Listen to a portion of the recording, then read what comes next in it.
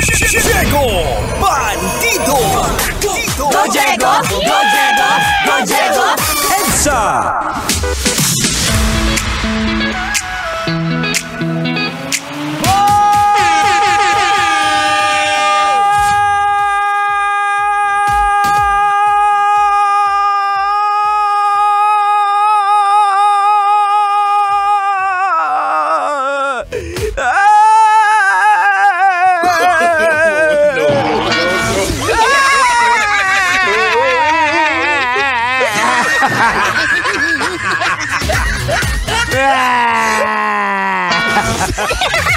Ano kayo pag nakarinig ka ng ganyan, ganyang umiyak? Instead na maawa ka, maiinis ka eh. Okay lang, sana ko yung mga iyak niya boards is yung gaya iyak ni Pipoy. Alam mo ba yung iyak ni Pipoy? Naalala mo pa ba? Si Pipoy, si Larry Silva, yung sa Okay Ka Perico. Ganito yung iyak ni Pipoy eh.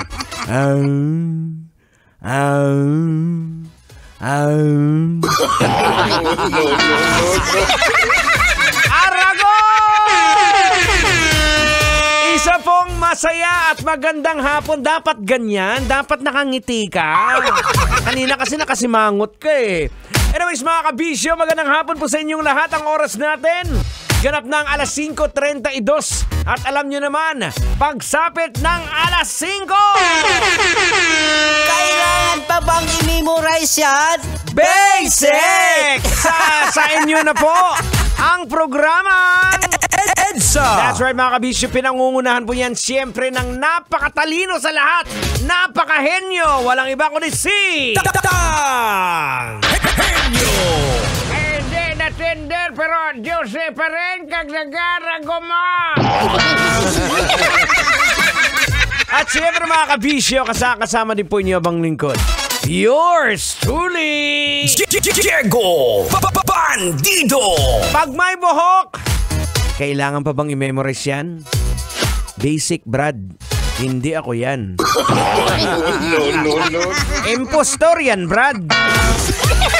Ginagaya-gaya lang ako, Brad. Hindi talaga ako yan. Pag may lumapit sa'yo na tao, sabi niya, hello, ako si Diego Bandido, yung DJ sa radyo, tapos nakita mo may buhok. Impostor yan, Brad.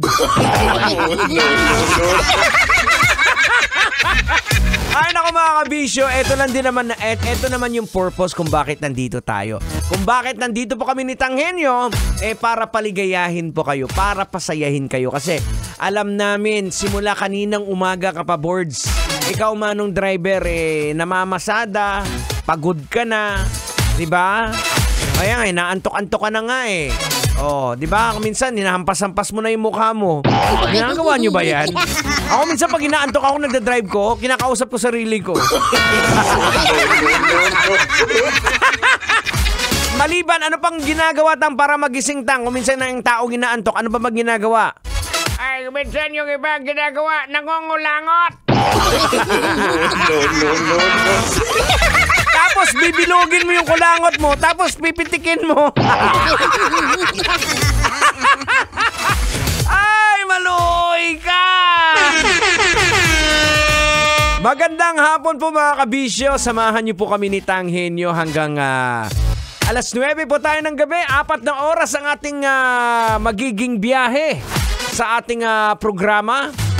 At sa lahat po ng mga kabisyo po natin dyan, sa mga nagtatanong kung ano daw ang mangyayari dito sa Love Radio, ang masasabi lang po namin ako personally masasabi ko lang sa inyo ay abangan.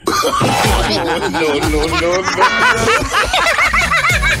Ang masasabi ko sa inyo ulit, July 15, 2024, abangan.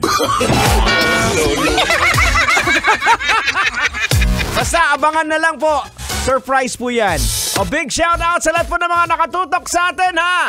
Again, wag na wag bibitaw. Tutok lang dito hanggang alas 9 po tayo. Malami, ayan. Abubulol na naman. Marami po tayong pag-uusapan. May mga issue po tayong lologican at kapupulutan ng aral. Kaya wag na wag bibitaw. Dito sa pinakamasaya, pinakamakulit na programa sa radyo. Ito ang programang EDSA. dito lamang po yan sa 90.7 Love Radio Metro's number 1. Kailangan pa bang i-memorize yan? Basic! Kailangan pa bang i-memorize yan? Love Radio. Basic!